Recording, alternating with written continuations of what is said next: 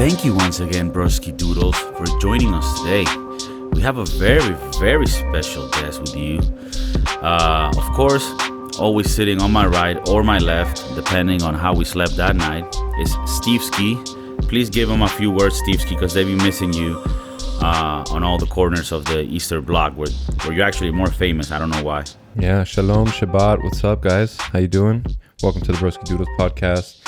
This is actually a really nice part 2 to the part 1 for me because once again we have our very special guest Santi here with us, and I don't know if you guys caught the last episode. I think that would be actually a really nice one for you guys to open up on if you haven't been following us our whole times. It's a little more lighthearted and more personal. We're talking about music and business and passions as a whole. But now Santi would like to dive in a little bit deeper with us and talk about some of the things that we have talked about before, like politics and economics. However, from his point of view, which is different from ours.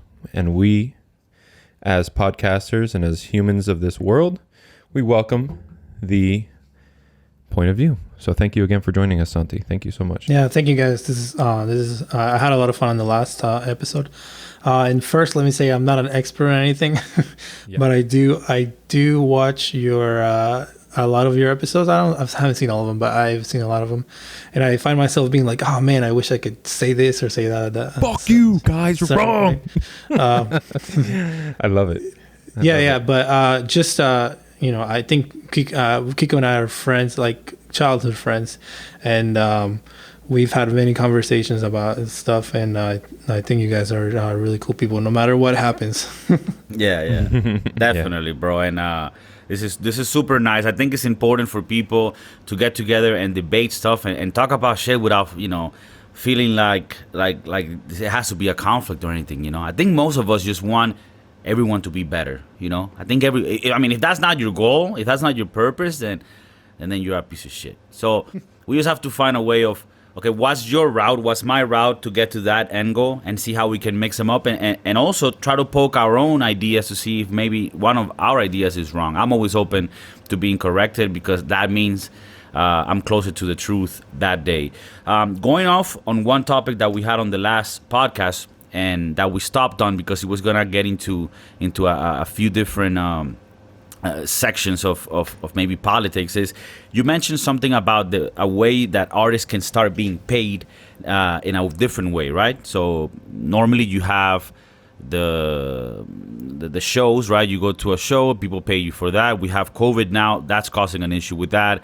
You record songs and you put for people to hear them, but it's practically free. Spotify, you don't really make much out of that unless the song is picked up for a big thing, and then you can get a different type of royalty, if I'm not mistaken there, Santi. But you were suggesting that maybe the government could get involved and help fund artists in a way so that it is an ecosystem where things can work with a little bit of help from government funding, and is this like to promote art? Like, how would you sort of describe this system that you wanted to maybe have? Yeah. Wait, did my audio go bad? Check. I hear you. Am I good? Yeah. You're good now. Cool. Yeah. Well, I mean, that came from speaking about how artists aren't making a lot of money with music, especially like I mentioned. Then we used to have CD sales. Then Napster took that away. Then we used to have single sales, and then Spotify took that away. And now all we have is touring, and COVID took that away. So, but just in general, I think as a society, we can look, we might overestimate how important the arts are. And then this is a bigger conversation than just music, because journalism is a huge thing that is suffering right now. And journalism is extremely important to us. So you could use different models, some different business models that you could start like experimenting with to get people paid for their work. The work that might not necessarily create like money or profits, but that it is important work nonetheless. And I remember in one of your podcasts, I don't remember his name, but I think he has some good points. He mentioned something about how taking care of children at home was a very important profession, and how we can start thinking about a way that maybe that needs to be also, funded or paid for or whatever. But I don't know if that makes sense. I was all over the place, but go ahead. Yeah. If you follow the podcast, you definitely. And thank you for doing that. Seriously, but your points make sense. Yeah, we did have that guy on. That is a that was DJ point. BJ.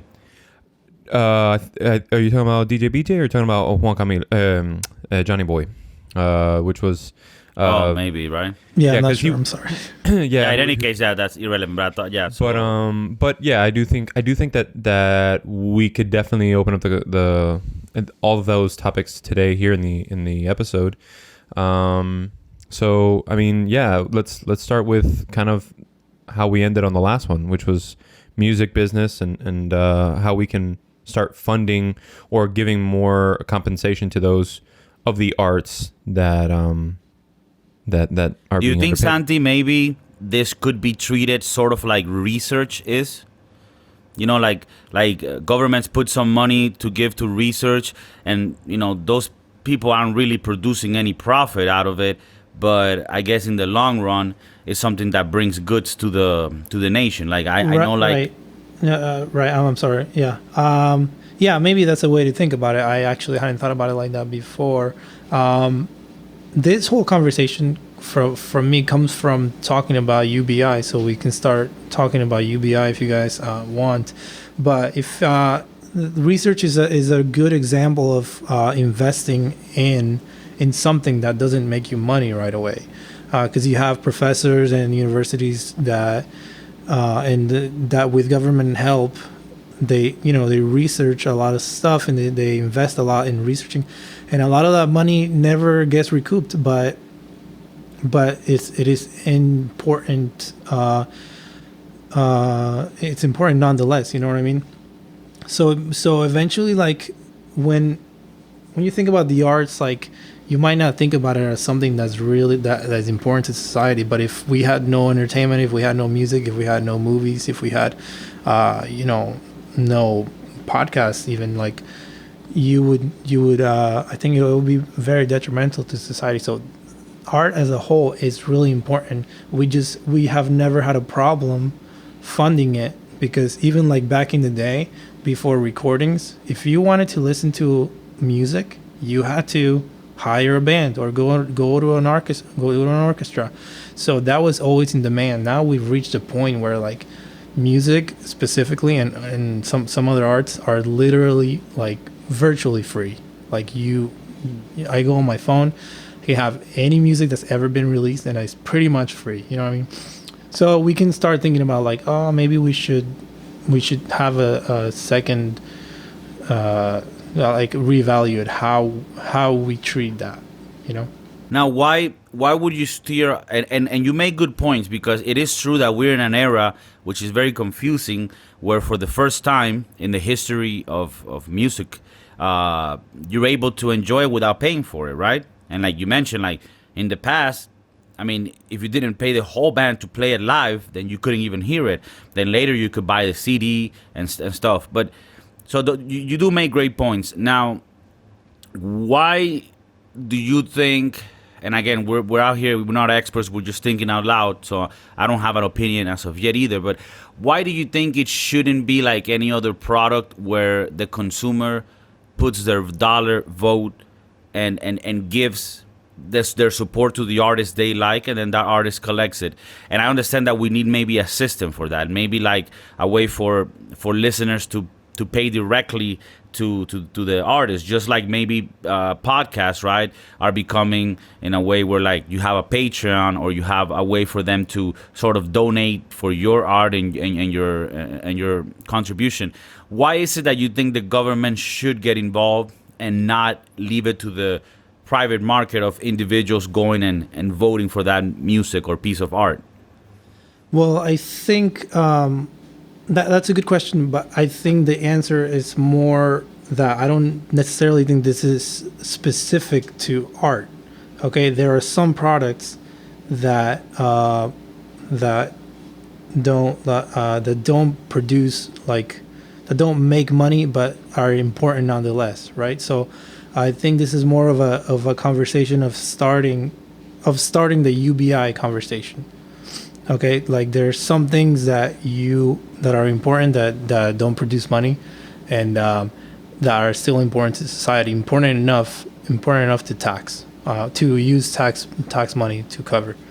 I don't know if that answers the question, but Okay, so what you're saying is, would it be something like if we have an UBI in place where you get, I don't know, $1,200 a month, that would be the amount so that everybody can pursue these art things and in a way still be able to pay the basic things?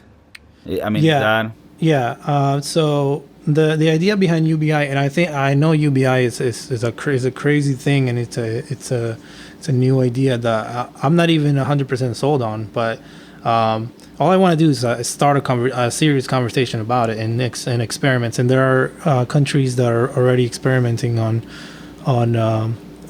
this new thing, but of UBI. But yeah, basically the idea is that you, simply because the economy can afford it, you can now take care of the basic necessities for your citizens, and that frees you up to be creative, to start a business, to do the things that you wanted to do but you couldn't do because you're too busy surviving.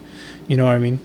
So if you just put some relief on that, and people are just left to be creative, and like, look, if you got $1,200 a month, it's not going to take care of all your needs, right? But it will take care of your basic needs, and then you are free to have a part-time job, and then to start a business maybe, or to start a band, and to create a new app, or to, I don't know, to sit down and work into infinite math equations until you solve fucking cancer or some shit. You know what I mean? Okay. And I mean, I do feel that there are some things that are essential for our human needs, like you mentioned earlier. I do think that raising kids is a very important thing. I feel like not enough people or people who have a lot on their plate are, have to at some point not give enough attention to something that may need a little bit more attention. In this case specifically, we're talking about raising children, but like that, there's probably a lot more that we can talk about. I do feel like with technology getting a lot more automated and different industries becoming less labor intensive, you're going to need to offset some of those people who say some, like, if in the case of agriculture, right? When we had 150 hands out in the field, and now we have a couple of, like, a dozen plus a machine that does it all for you, right? You're going to need to, like, maybe of the people who were replaced, 70%, as a guesstimate, really, went on to find new work, and then that 30% of the people replaced may have, I don't know, a deficiency in finding a job, I guess, right? A language barrier, whatever name. But I also believe that with some of these changes, maybe UBI is part of the solution, but also I feel like the same way that governments should be, the same way that you're saying that, the tax money should go to helping these essential basic life needs and paying the people, we should probably also start thinking about how we regulate companies. For instance, I'm going to backtrack something to the arts just because we're not too far from the topic.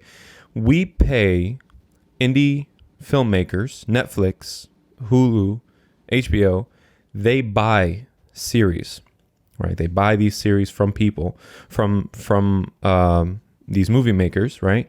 And the people who get their stuff on Netflix still get paid, right? And they don't have to be Sony Studios or Warner Brothers Studios.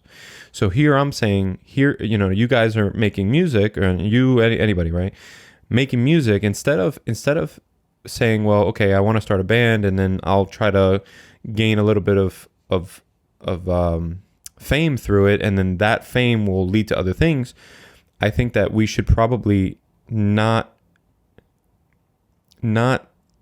like commit to one, but if not to one record label, but have record labels fight for you. And therefore, instead of making music and making no music on plays, do you find it that if again Sony or any one of these record labels, they would end up just buying your music off of you, and so you, the artist, would make the money up front, and then they would make the money off of your streams, or you know, maybe they hold you to a contract where you tour a certain amount, but you've already made your money, and then there's other stipulations in there where you get paid the more that you are in the public eye or something like that.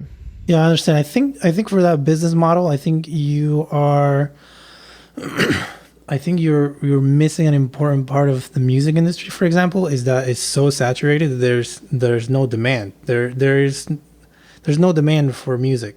You know what I mean? So the record labels aren't going around thinking, "Oh, can I please buy your music?" They're actually getting 100 submissions a day. You know what I'm saying? Mm-hmm. So I don't know if that. But I mean, changing the mind of the artist, you know, because the artists are like, "Oh, please, like, choose me," and then it's like, no, like, I'm making sick ass music. Who wants to pay to have? The thing is, I mean, I'm thinking here. Personally, for me, it's like giving ownership of my music. It's like, fuck it, I prefer to live under a bridge, right? But on another note, it's like that used to be the case, right? Like back 40, 50 years ago, when you signed with a record label, you technically sold them your songs and your soul, and then they gave you a big paycheck, and then that's it.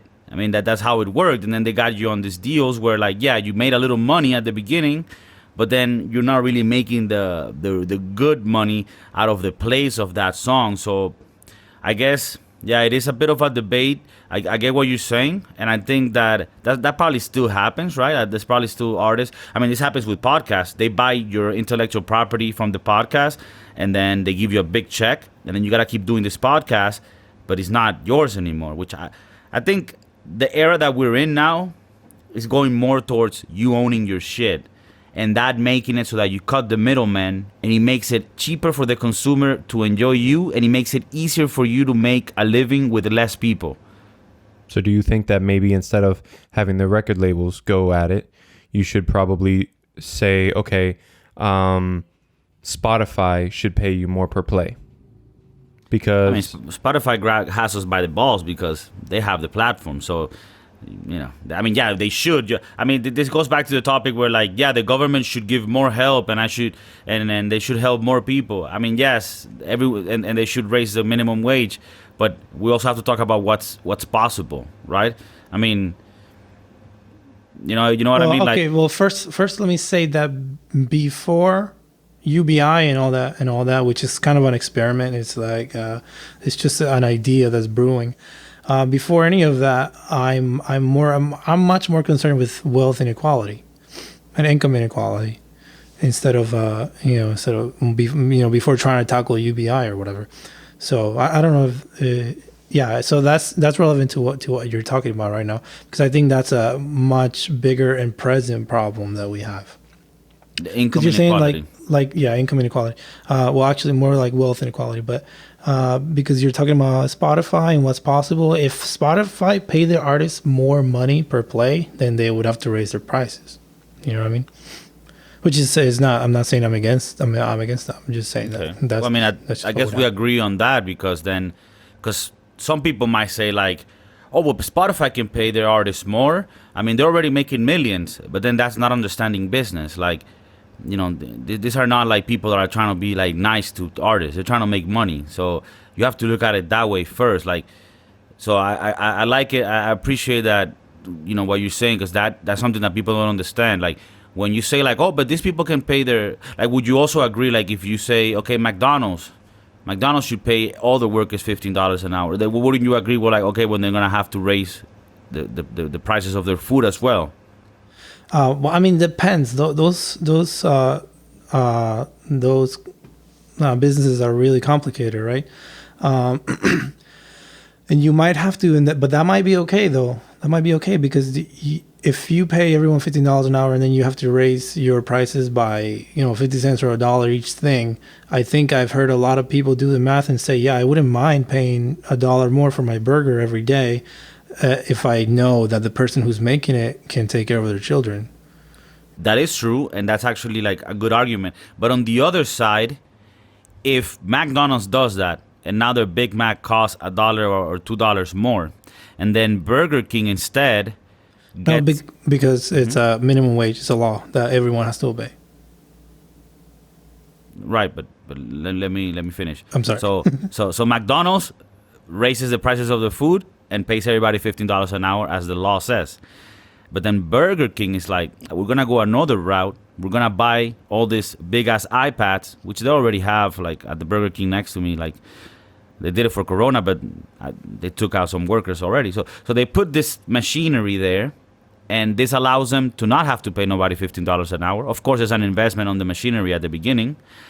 But then they're able to do that for a lower cost and actually not raise the price of their food, therefore being competitive in a more aggressive way against McDonald's, and then McDonald's losing market share because of that. So, like, I do get it that, like, I see this with, like, fruit or things or clothes that are bought from places where they make rivers toxic and fuck shit up, and people are like, fuck, I'll pay a little bit more if they could do this with, like, treated water and all that.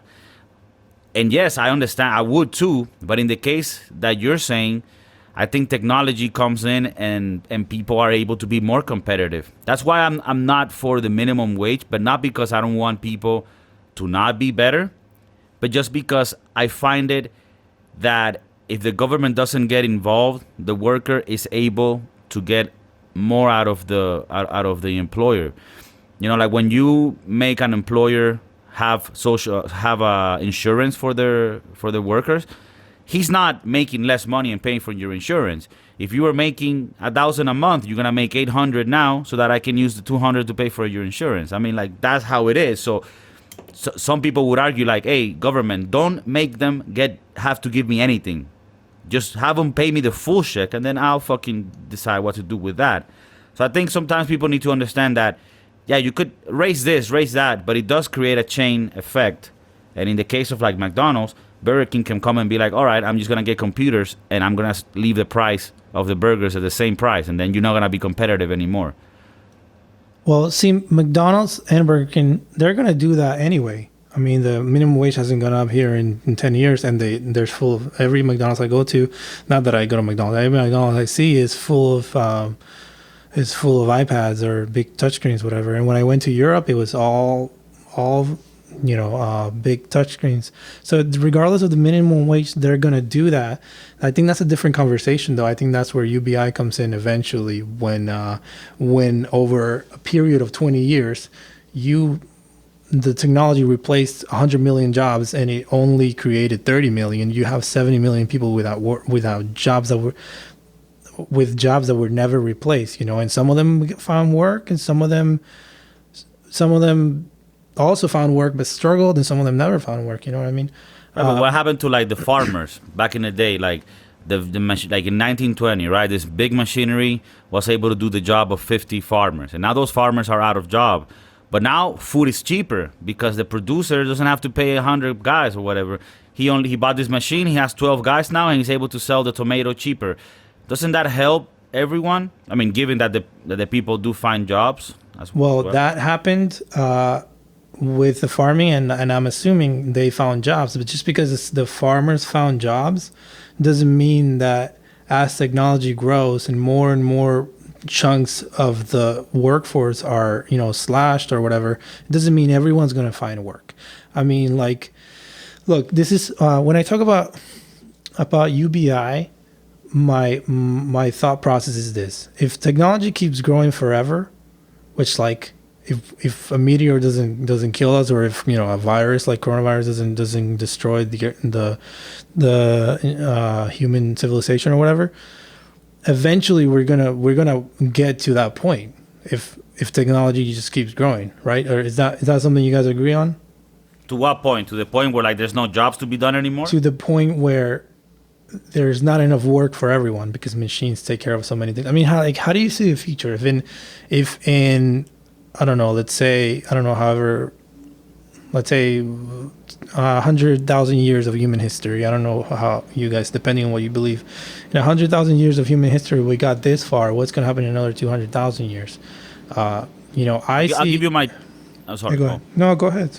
I'll give you my take. I think I'm sort of with you, but then I shift at one point because you say all these physical jobs and technical things that need to be like eventually are going to be done by machines. Yes, and I think that humans are going to find a lot more valuable tasks to do, such as programming these machines, maintaining these machines, creating better machines. Like, for some reason, the way that I look at it, and because using the farming example, and the farming example we could use, that's one, but there's many that came from that, like people that car used manufacturers and everything, Yeah, like or people that used to simply like put in data in a computer, and now the computer does it. Like there's so many jobs that got replaced by technology, and it's like those people didn't just die. And so what I think is that the more technology gets better, it makes it so that humans have to do less of the shitty stuff, and we can concentrate on doing more valuable stuff, things that create even more wealth for everyone. That's right, the thing. Right, and I completely agree with what you're saying. I think that valuable stuff that you're talking about in the future, or even maybe starting now, is not necessarily going to create dollars. You know what I'm saying? So that valuable stuff that you're talking about, like the research thing and the arts and creativity and journalism and shit like that, that is actually like we went from two different angles and kind of met in the same place. And just something really quick, like when a machine replaces a human, or one machine can replace 5 humans, let's say at McDonald's, or maybe 100 humans in the car manufacturing. I don't really know how that works, but that machine now creates new jobs, right? That machine creates someone that has to maintain it, someone that has to understand it and program it and make the new versions of it, right? But if you took away 5 jobs, that machine may have created only 2 jobs. Okay, so 3 people are still without work, and they have to go find it somewhere else. And the more that this happens in every section of the economy, the fewer places you can go look for work. You know what I'm saying? So eventually, I believe we're gonna hit a point where, like, in 100 years of automation technology development, we got rid of 100 million jobs. I'm just making this up. We got rid of 100 million jobs, and the automation itself created 20 million jobs. All right, that's 80 million jobs that are gone forever. So those people are gonna have to find something, and some of them are going to be able to, but some of them won't. And so if you keep on this pattern that technology keeps taking over, eventually you're gonna be like, because remember, these companies, when you had your 5 employees and now you're down to 1 employee or whatever, or the 5 jobs turn into 2 jobs, they're still making the same amount of money, right? They're still making the same amount of money, and they're just pocketing more of it, right? So the economy stayed the same for the company. It's just that 3 people just got cut out of the deal, or 3 or 5 people just cut out of the deal. So when you multiply that by 100,000 companies or the entire economy or whatever, then all of a sudden you have all these companies who all of them are still making the same amount of money, and they just have fewer people to pay. So when you're talking about... but a little parenthesis, that comes with like an analytical decision and investment of getting this piece of machinery that is on the long run gonna make us save money and make more. It's right? all very prudent, like very appropriate decisions for a company to make, because a company their purpose is not to hire people. Their purpose is to make money. That's why you start a business. That's all business is for. So it's not their fault that they want to replace 5 people with 1 machine. That is just how it works. So But we then- have to think about those profits that you're still making. You're still making enough money to pay everyone, but you're not paying everyone. So we have to think about like, okay, like, is this going to be healthy when you keep multiplying this by 100 years and millions of companies. So Santi, at the end of this, is the end result that you see, like, only there being like 5 large tech companies that sort of made all the robotics to replace the jobs, making large amounts of money, and then just taxing the fuck out of them to take care of the rest of the people that cannot do jobs that make money anymore? Why only 5 companies? I think that's as an example, but whatever company, I think robotics as a whole right now is a really hot topic. And I think there's a lot of people who are already like developing and learning how to write code that are now kind of shifting and starting to learn how to do that for robotics and for automated services. But I'm not sure where Kiko. No, but what I meant by that, why I say 5, is because the system that you're looking at, which I essentially would agree with, because I myself want to be an entertainer and make podcast music, and I wish I had $1,200 here in Spain. That's enough for me to take care of the basic stuff, and I don't need to work, and I could just do this shit. I would love to do that the whole day. I'm just producing and shit, right? So on that sense, personally, I would love it. The thing is, for this to work, you would need to have a really high tax on income, right? Like 60%, 70% tax on income to pay for all of this. As we speak now, I don't know if the tax would have to come from income directly. Then from what? Unless you mean like company profits. Well, but that's income, yeah. Okay, yeah, okay, go ahead. Yeah, like you want to tax the companies, right, to pay for this. And so, like, if you're a business owner, you're a company, right? If you have a store that sells guitar, you're a company, right? So they will be paying 70%. Why I say 5 companies, and to sort of indicate that there will be a small amount of companies making this money, is because as a guitar seller, or as a fruit seller, many people are not able to make a business and risk and do all the things that a business needs when you have 70% of your dollar made taken by the government, right? 70 cents out of every dollar. So I think that the only people that could actually withstand that is like Walmart, Apple, because they sell so much that, okay, they're able to pay. And even then, I think those companies will find a way to leave because they couldn't pay it. But don't you think that when you have a tax that high to cover all these programs that you talk about, that you're going to lose incentive for small people to like make a business? Well, no, actually, I think the opposite, because just like you're saying that people wouldn't be able to afford starting a business or whatever, you all of a sudden, like if we're talking about full UBI, which I'm not saying that I'm for, but if we're talking about getting to that point, all of a sudden you don't have a burden on surviving anymore. So all your time can be spent on that business, all your time. And any money you make, you can still work, you can still sell things, you can still create wealth in other ways. It's just that the government is taking care of your basic necessities, which again, I'm not saying I'm for, but it's a conversation worth starting. But to your point, I think actually it's the opposite, because you will now be free to be creative. You will now be free to invest your money in businesses. You don't have that burden of I can't afford to pay my people because I'm getting taxed 70%, because all my expenses are already being taken care of. You know what I'm saying? Okay. So back to your original question before, you said the thing about the 5 companies, which threw me off a little bit, because I don't like the idea of monopolizing, any kind of markets.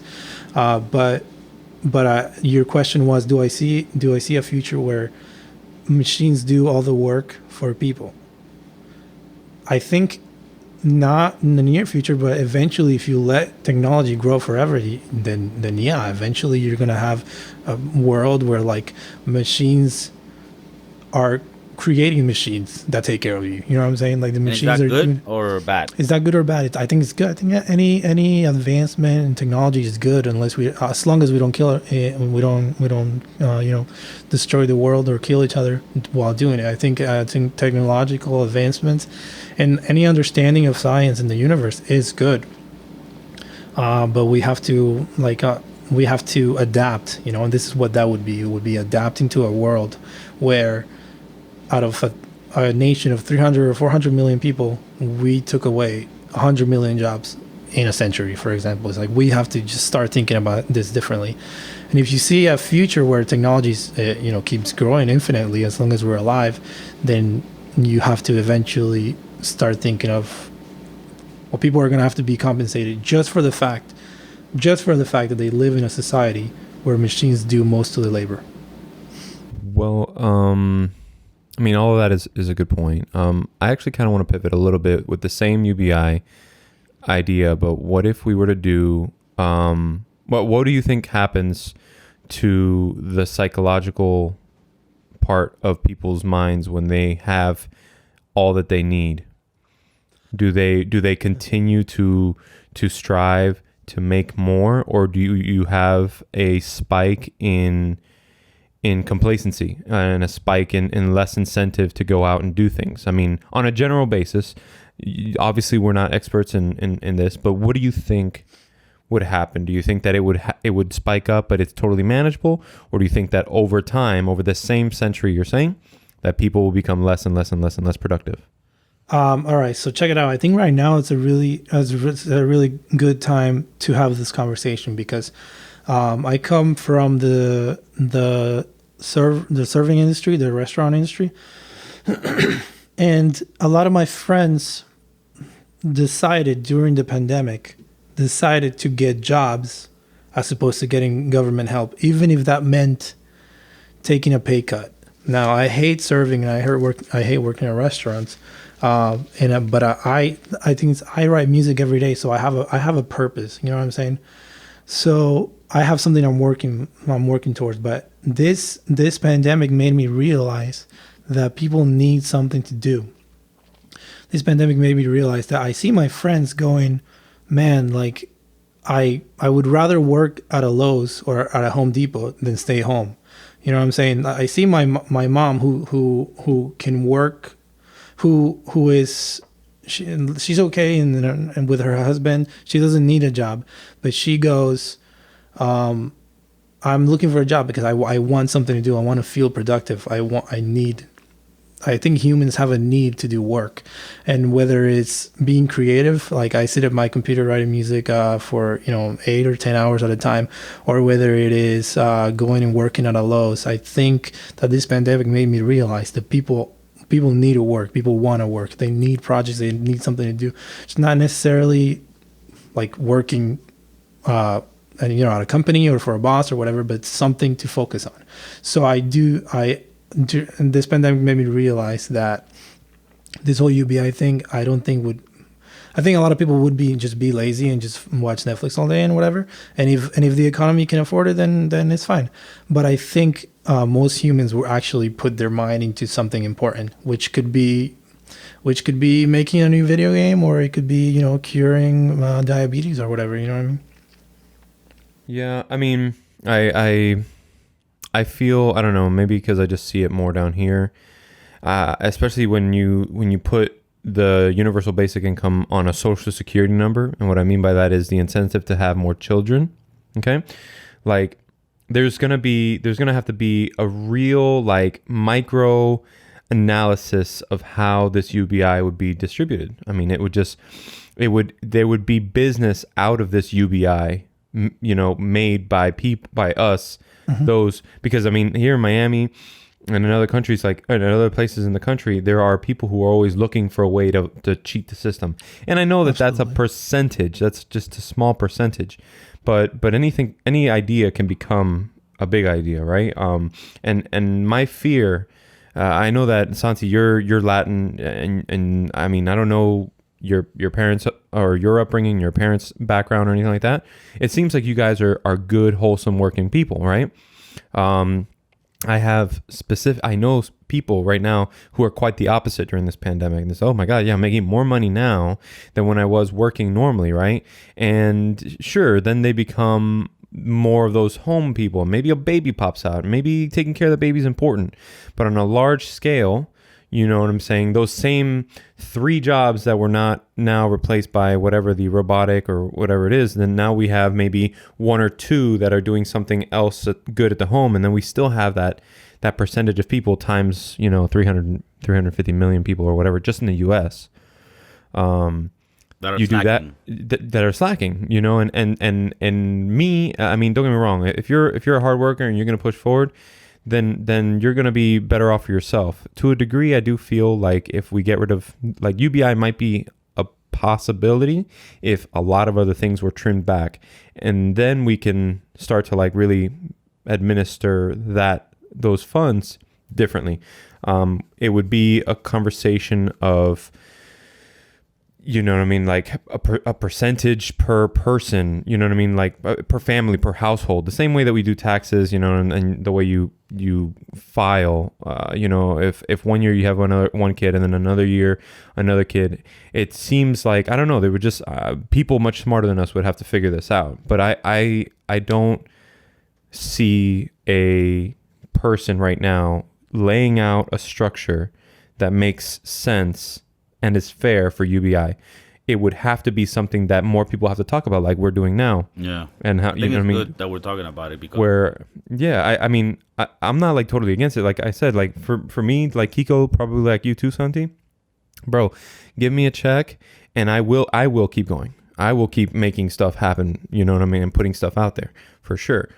And when they tried the UBI in the Netherlands or wherever it was where they like did an experimental on a town or on a city, like those people are of a different breed. But when you start to really put on all the different cultures, mm-hmm. then you start to see these anomalies happen where like people are not doing. Yeah, not everybody is going to behave. And I think that's going to be a hard sell to those people who break their back every day. You know what I mean? For yeah. those people who are. Can I put in something? Because another obstacle that I see, even if we, because I'm not gonna get into the logistics of how if this is even possible to pay for on top of the welfare that's already. But let's just say that it was, like, without getting into that.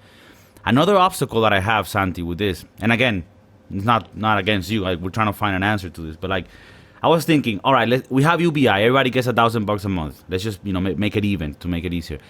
And there's 350 million people. Okay. Everybody, okay, cool. We're charging taxes to these companies, and that gives us enough money to pay everybody $1,000, and then people can go and pursue their shit and then be happy. Cool. And then what happens with the new immigrants that come in? Because if you have that system going, a lot of people are gonna want to come to the U.S. But are we gonna do like a cutoff? Like if you come after here, then you're not included? Because if the more people you get included, that money starts getting diluted. Like, so do you see a sort of obstacle there in that sense? Well, I think that people want to come here already from all over the world, even though the United States is not Mm-hmm. it's not great when it comes to social things like universal healthcare and or just the lack thereof, and like other benefits like that. People still want to come here. So that's a problem that we already have, and anyone that comes here, we don't just give them all the benefits of being citizens right away. Like you can't even be. I mean, firsthand that you can't just live here if you want to. You have to apply. You have to qualify. You have to go through fucking jump right, through but hoops. but okay, so I get you, but ultimately there's gonna be new people that come in the system, right? Yeah, I understand what you're saying. Can Like, there's gonna be new people and the same amount of money coming in. Well, I don't think that like this isn't an all or nothing thing. Like this is a thing that starts, let's say, like Andrew Yang wants with starts with $1,000, and it replaces whatever welfare you have at that point. I think it starts there, and then we see what happens. Right? Okay, so you do agree that, because this is actually something that I think we might be agreeing on. I don't like UBI, but if you were to tell me that we're gonna replace all of welfare and everybody just gets $1,000 a month, I see that way more fair, and I would agree to that. Is that the way you see it too? Or maybe not for the same reasons, but do you agree also that UBI be placed but on replacement of welfare? Well, if you listen to Andrew Yang on his podcast, I think with Joe Rogan, I think he explains it pretty good. You can't get welfare and the UBI. Like the UBI would replace whatever welfare you're getting. So you can choose to get your maybe the welfare that you get now is more than the UBI, so you would choose against the UBI, but you don't get both, right? Now you still have to pay for all the social workers that have to deal with welfare system right now. But the actual money that goes to the recipients, that gets replaced by the UBI. It doesn't add to it. The thing is, I know the podcast that you listen about Andrew Yang, and I liked it that he recognized that you couldn't have both systems, that you couldn't collect both. But the thing is, he didn't really support completely replacing it. And I think it's the only way that could make it even a little bit better. Because, I don't like UBI, but if you still let people decide about keep this welfare or the other, then it keeps being unfair. This is why I think it's better to give everyone $1,000 and then remove every welfare. Yeah, but some people need more than $1,000 though, like especially people on disabilities and with children and whatever, So, I actually I really like the idea that you have of all the administrative fees or administrative costs and all the social workers that you have. You spend a lot of money. Is that from the podcast that you heard? Yeah, that's what you said. From that perfect. Okay, so you do agree with the removal of that cost? I don't, but I like your idea because what you're saying is very interesting. It's like we're spending a lot of money just in order to give people money, right? That's what you're saying, and that doesn't really make sense. But so you're saying you can just completely get rid of all those people. By the way, all those people are unemployed now, but you get rid of all those. But they're people. Getting $1,000 a month. Right, they're gonna start getting $1,000 a month, which is less than what they were getting. Come on, Santi, we can't give them all, dog. We can't give them that, 2 hot dogs and a Burger King gift card, dog. I mean, we need to fucking. Okay. Anyway, no, that was a side note. That by the way, all those people are unemployed. But you still have to give people what they need that they're earning now. I mean, you can't tell an old lady who needs $2,600 worth of help because of medical bills or whatever. I don't know, whatever. You can't tell her, hey, your money now is down to $1,000 just because the government wants to save money. But I would just like to point out that Andrew Yang does lay out how he would pay for this. And again, I'm not saying that it would work. I'm not saying that I'm for it. I'm not saying that it would work, but he does lay out how he pays for that specifically now, which includes all this welfare money that's already being spent. That all goes towards that. And then I'm sure he wants to tax. I'm pretty sure he wants to tax more or whatever. But let me just hit on some things that Steve said. I wrote down really quick about fraud. People are gonna commit fraud no matter what, always. Okay. And this is why those social workers are still going to be important. Yeah, but Santi, people are going to commit fraud always if there's a system to fraud. If you give everyone $1,000, regardless of their situation, there's nothing to fraud. There's no analysis of are you really disabled or, you know what I mean? So you remove the policing. But he was talking about people are going to have kids just for this reason, or there's other ways and you're just gonna have to police it, I guess. I mean, well, you can't. I don't having kids. No, but you can. I mean, kind of going back a couple episodes as well. I do feel like if you're gonna have kids, there should be. I'm not saying that you shouldn't not have kids, where it's a black and a white situation. I remember this. But what I'm saying is that per kid that you have, you're going to get a percentage less. So there's no incentive to have more kids. You're going to have to remove the incentive to have kids, and you better be doing it because you just want to be a freaking baby factory. Because the third kid ain't getting no Nike. Hey, no, right. That's what I'm saying. So, I mean, don't get me wrong. I understand that there's, to a certain point, you're going to take advantage of me.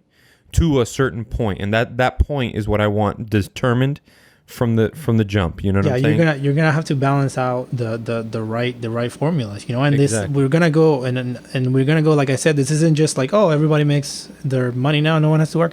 Right. It's gonna be 100-year process. I don't know. Right. Where we figure out how it works and how And it's like, and it might be a thing where like, I imagine a world where like, where the government says, hey, so we have a deficit of labor in this area. We need people to work in this area. So then you maybe like you get drafted or you volunteer or you get drafted like for jury duty or something. And then you go and you work on a project for 2 months. Then you go back to your UBI life. You know what I mean? Maybe a system like that where eventually like we little by little, like we take steps, right? We say, all right, we're going to give you $1,000 a month. It's not going to cover everything, but it's gonna help you, whatever. And then we say, okay, well, the poorest people can just live on that. That's cool. The people in the middle class and office jobs and shit are still going to work, and they're still going to get their $2,000 a month. To eventually you move up to where like barely anybody has to work now because it's literally not needed. It's not because where are the resources coming from? That's the thing. Like at the end of the day, money is just a reflection of a work that was done before, right? Like money is just the tool that we can use to trade things in an easy way. But at the end of the day, money represents work that you did. So where are the resources gonna come from if nobody's working? Money doesn't represent work that you did. Money represents like what you can do with it. So right. Food, shelter, a car. That yeah, but what I'm trying to say is that like if you worked the whole weekend serving and you made $500, right? And you want to go now buy a guitar that costs $500, the money is acting as the tool to be able to trade that weekend of work for that guitar. Because the guitar guy, if you tell him, hey, can I serve your house for a week and you give me that guitar? He's going to be like, yo, are you fucking on drugs? No, I'm a musician, but I don't do drugs. All right, then you should start doing them because you're acting weird, right? So, but do you agree with me? Like money, I mean, nowadays money is just printed, so it's not even a good metaphor. But theoretically speaking, we use money so that the work that we did on the weekend, right? In my case, fucking answering phone calls from angry motherfuckers, I'm able to trade that money to go to Sevilla tomorrow, right? And have fun with my girlfriend type shit. So like when you say nobody's gonna work, then where are the products gonna come from? Because I think that everything is created out of incentive. If there's not an incentive, people are not going to do it. So... Okay, so... so it's really hard to visualize a future like this, right? Because we're nowhere near it. But you can see how, like, a machine can replace one job, right? You can visualize that because that happens now. One machine can replace one job, and one machine can actually replace 10, 20 jobs, whatever it is, or hundreds of jobs on the internet and shit, whatever. So the point is that entire parts of service could be replaced by machines. So if I made $500 serving over the weekend, and I want to buy a guitar with those $500. First of all, I'm going to make another $500 and buy a $1,000 guitar. But anyway. But the point is, like, if a machine did that work, did that $500 work, then that work still got made.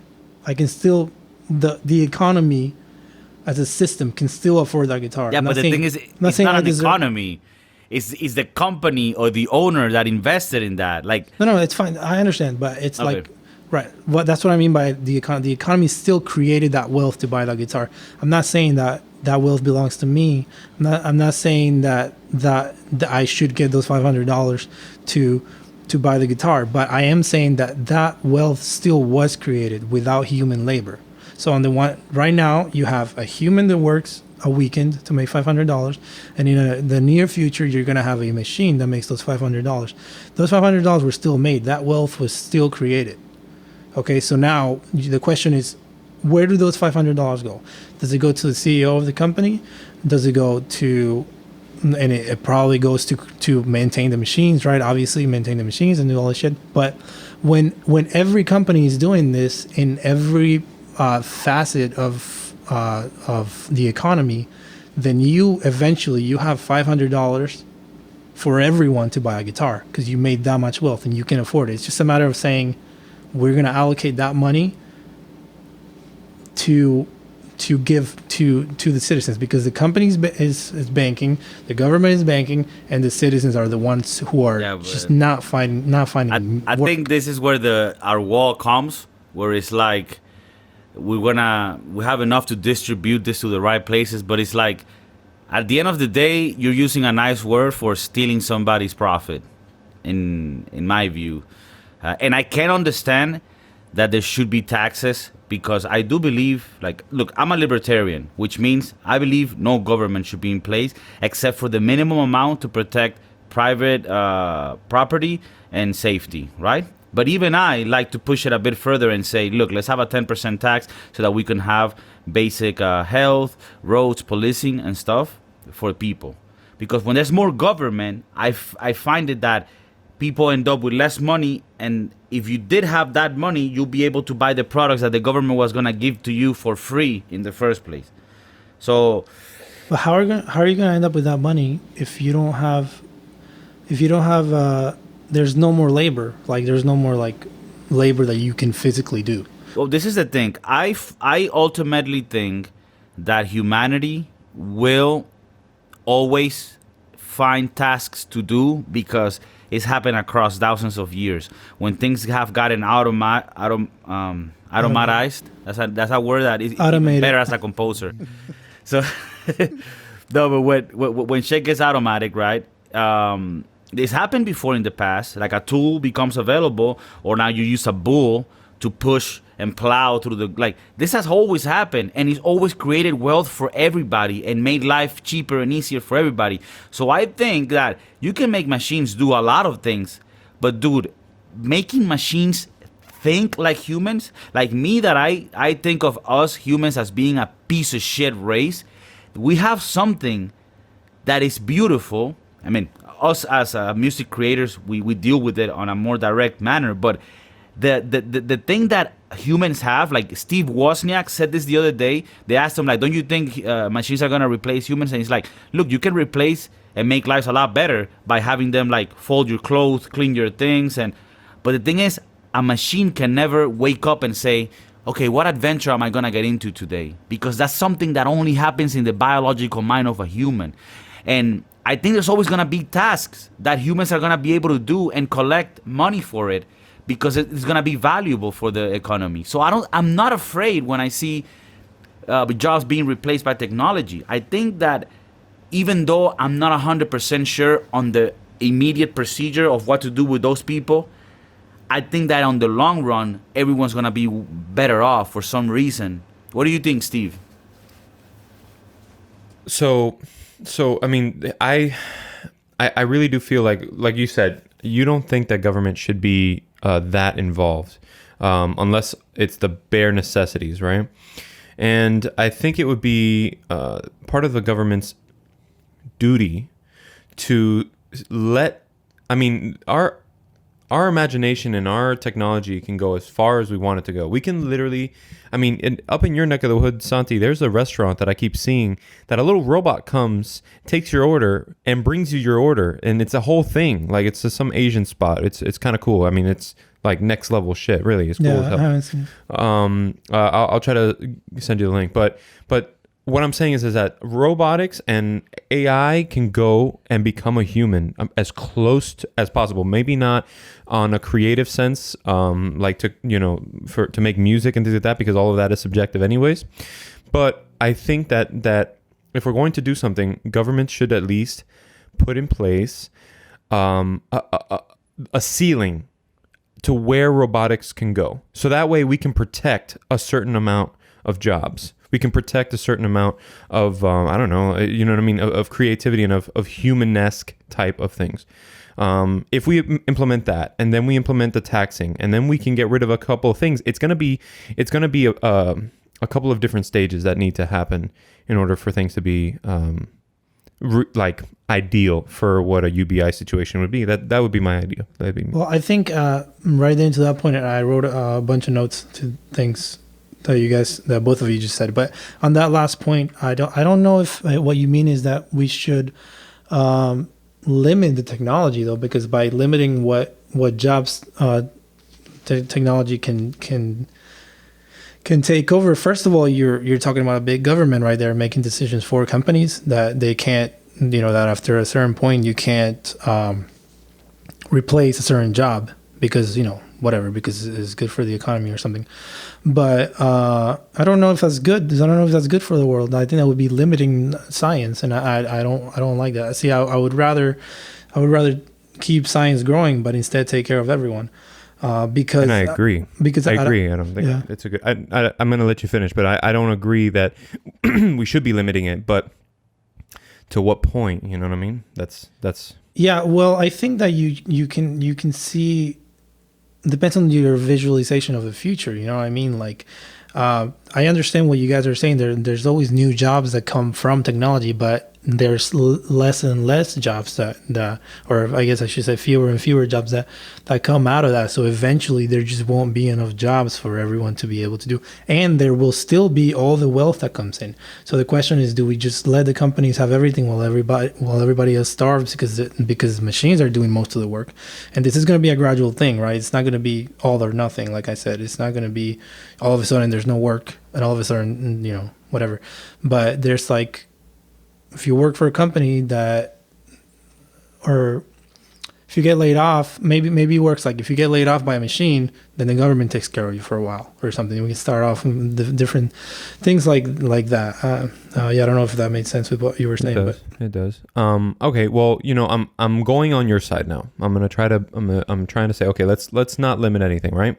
And now we're going to pay a bunch of people whatever the universal basic income is for that area. Mind you, I know that if in New York and in Florida and Arkansas, there's a lot of differences as far as what cost of living, cost of living, right? Mm-hmm. But then, am I allowed to, as a government, to say in your ideal future, right? Am I allowed as a government to say, okay, I'm going to pay you this, but I need you to go to school, or I need you to be enrolled in something. I need you to be learning to a degree to be able to get maybe more money. Oh, you want to be successful, you want to have a job, and you want to push yourself forward and your family forward. Okay, no problem, cool. But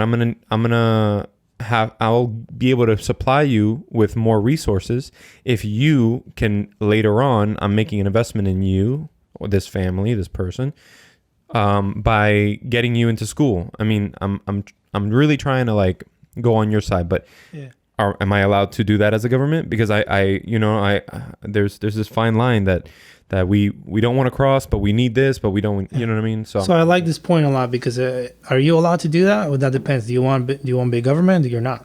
I think that it's a perfect idea. I think, yes, you should be allowed to do that. You should be allowed to say, just like with the point that Kiko brought up at the beginning about research, I could say, all right, listen, you can have $1,200 a month, but you have to be doing something. You have to be enrolled in school. You have to be starting a business. You have to be coming up with creative endeavors, whatever it is. So you have to be being a productive member of society in the same way that right now we have to be a productive member of society by having jobs. Then in the future it might be just more of a creativity based, whereas you have to show that you are being a productive member of society. But that's really only if that's necessary. Like the future I see here, when you were talking about like people that don't want to work or whatever.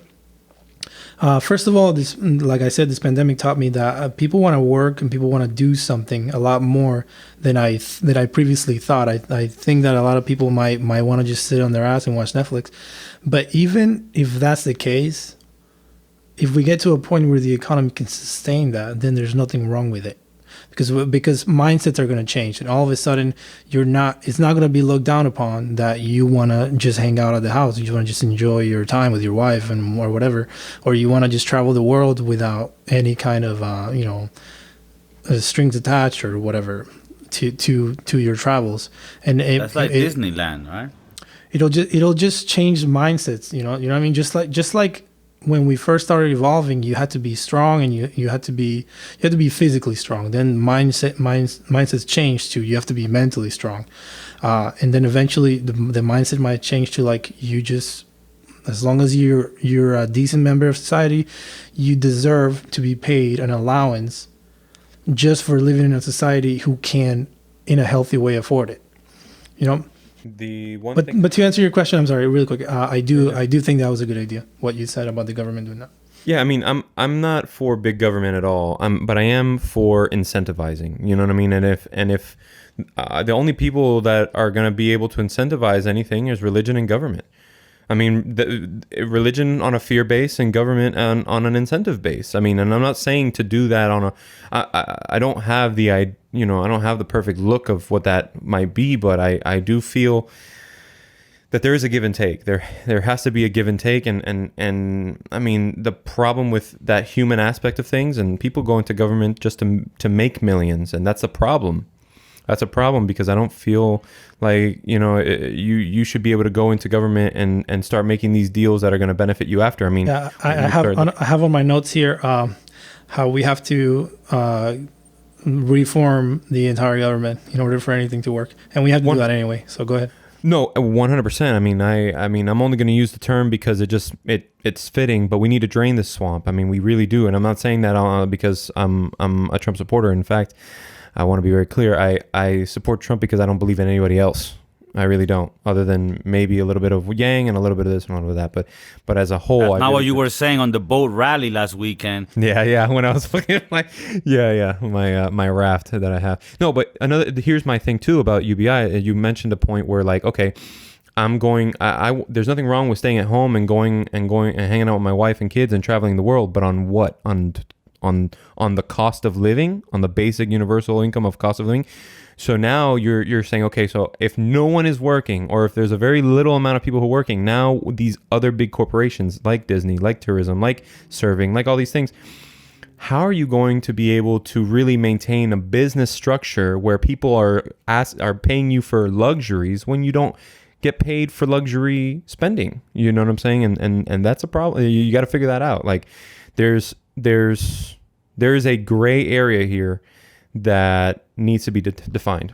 In my opinion. I 100% agree with that, and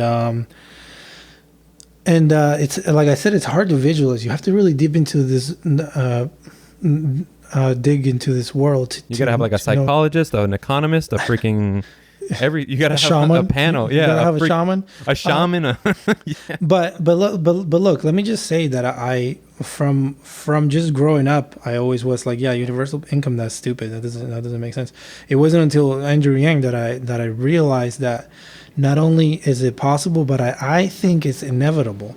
Now it starts in a small scale, and it grows into eventually like the people who are, it grows into a point where it's like sustainable, where technology is literally there to the point that it's sustained, and you have fail safes. Like I said, like you have a rotation of humans that have to work on a volunteer basis or on a draft basis, whatever. I don't know if that might sound crazy, but whenever there's work that need to be done, the government says, all right, we need this many workers here, and we take care of that, and then you go back to your life. And my problem with that, Santi, is that there's been cases where a country has designated the government to allocate work where it's needed, and they always fail. They're not the best administrators of that. It seems like the free market is the best at allocating the resources where they're needed. And, like, there's a book called The Gulag Archipelago, which talks about, like, over 200 million people killed in Soviet Union, and they had a state system that decided what resources were needed where, and at the end you always had things that went bad because you didn't need that much over there, or things where you didn't have enough. And at the end of the day, it's supply and demand that makes that happen. And the reason why it's hard to see it is because it's magical. Like, and I'm not talking about corruptions or companies that have deals with the government, because that's not capitalism. That's just corruption, right? But when you have free market, you end up having a system where people need to create better products for a cheaper price. And I think that the government is just not a good administrator of where things are needed. Like, that's my opinion. I understand. With my low knowledge of shit, right? Like, I'm just, by logic. I understand. I think we first of all, like, we have to define what the government is going to be like, because I have at least 5 or 6 like just completely change like life changing, government changing ideas on how the government needs to change. All right, so the government right now, how it works, is not good. It's not good for anybody except the super wealthy. And by the way, we haven't talked about Bezos, who just made $200 billion, and about how there's there's enough wealth right now to take care of everyone, healthcare wise, and to house everyone. But that wealth is already here. Okay, but my point was that the government may not be the best at doing that right now, but we have to change the way we elect our leaders, and we have to instead of giving up on government altogether, we have to just elect competent government officials that work for the good of the economy and for the good of the people. Which is no easy task, but there's many solutions that can be made right now that could make elections better. Anyway. Yeah, it's one of these conversations that are just going to be ongoing, and I really do hope that one day we find a middle ground. I'm open to compromise, and I'm open to a little bit more of this and a little bit less of that. But it's the wealth is here, yeah, sure, but also the U.S. is a $60 trillion nation. China's like a $40 trillion nation. There's plenty of money to go around, but my question is, how hard do you work for that money to be made, and do you deserve to keep that money, or should you be giving more of it away? And at the end of the day, I'm not a person at my moral code that if I work harder, I earn incrementally less the harder I work, or the more successful I am. I wouldn't say hard. I wouldn't want to put it at hard work, because technically working smarter and not harder is still working, right? So do you think that? Do you see any problem at all with the fact that Bezos just made $200 billion? He's worth $200 billion. He has $200 billion, and no, I don't find anything wrong with that, because at the end of the day, he's also made people, and I have people in my family who run off of his system. He's created a path. He's created a platform where people no longer need to buy a storefront and do all of these things. And because of that, they have been able to feed their families and send their kids to school and do or blow it away on hookers and blow. I don't care. I'm not saying that his company is not worth $200 billion, but at which point do you then decide that? I think Bezos at this point has like 0.2% of the entire country's wealth. What if he makes $1 trillion, which he's going to become a trillionaire? He's projected to become that in his lifetime. What if he makes $1 trillion? What if he makes $30 trillion? What if he makes 50% of the country's wealth? I'll give you. Then he needs to be in the government and trying to figure out what the hell. Well, because right now, let's talk about this number, $1 billion. All right, if you take the salary or the income, and that includes investments, of the average millionaire, okay, not you and me, the average millionaire. It would take the average millionaire 3,000 years to make $1 billion. 3,000 In what way? Just of earning money. It would take. Are you talking about somebody that has a salary? Because if you're a millionaire, you're probably making business and you can triple your wealth and shit. Just out of your current, the average millionaire makes $300,000 a year. If you earn $300,000 a year, it would take you over 3,000 years to make $1 billion. All right, Bezos had his best day this year, which is the record-breaking day for any human ever. He made $13 billion in one day.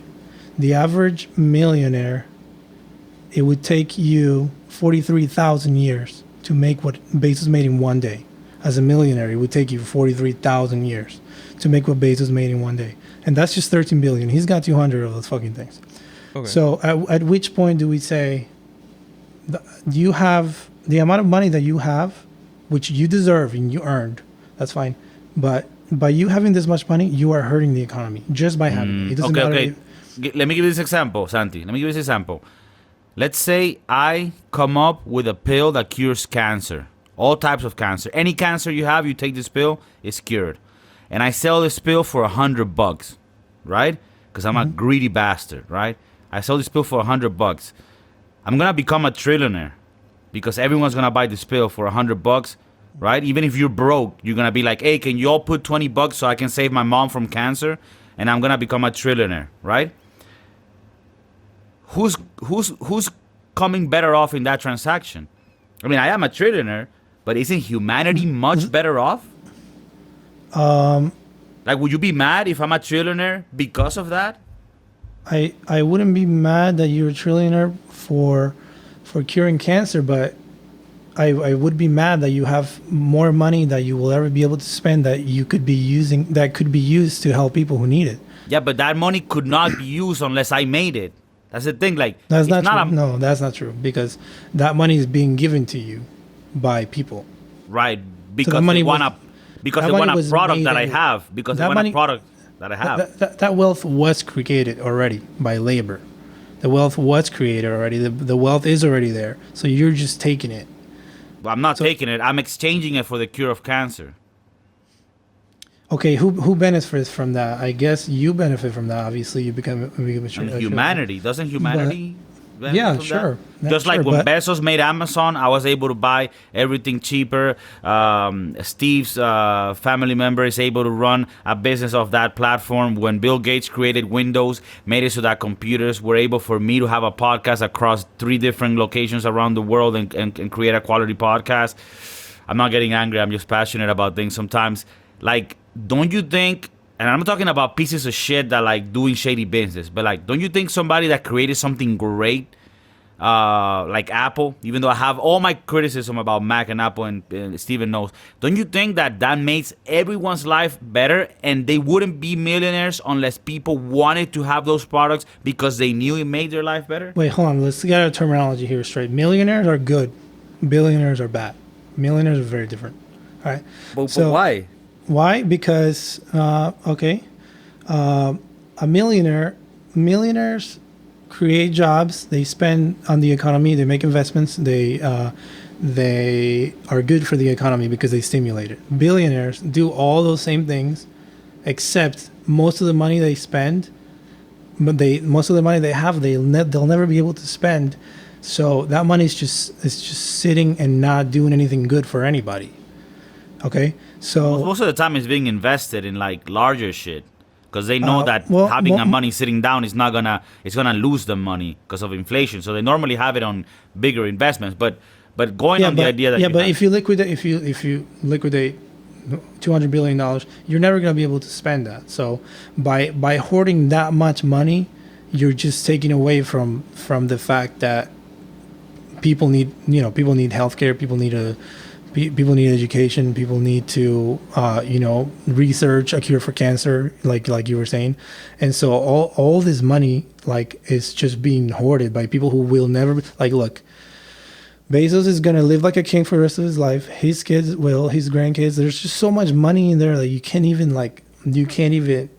know what he wants to do with it? He wants to go to Mars. That's what he wants to do. Him and Musk, they want to go to Mars. They want to go to Mars. Which is whatever. I like space. I like space. I like space travel, whatever. But when you have people who can't afford to live decent lives, or who are stuck in poverty because they have no way out, there's just something moral about it. Like, and when you were talking about stealing earlier, when UBI, all taxes that you can consider as stealing, right? All taxes. So we have decided as a society that it's okay to take money from people because it's for the good of society. Maybe you don't agree with that, but as a society, we have accepted that it's good for everyone if we take a little bit of money, and then we have traffic lights and cops and firefighters and military and schools, whatever, So this is no different than that. This is saying, hey, like, you made $1 billion or $10 billion, whatever it is, the number that the experts decide, and saying after that, if we give you any more money, you're just hurting the economy just by having that money. So that just goes to healthcare and education and and just for the good of the economy. You keep working if you want to, and that's great, but you don't get to have any more money, because at a certain point, at which point do we say Bezos has too much money? What if Well, how about this? This is a snowball that just keeps growing. He just keeps getting it bigger and bigger. We're gonna and bigger.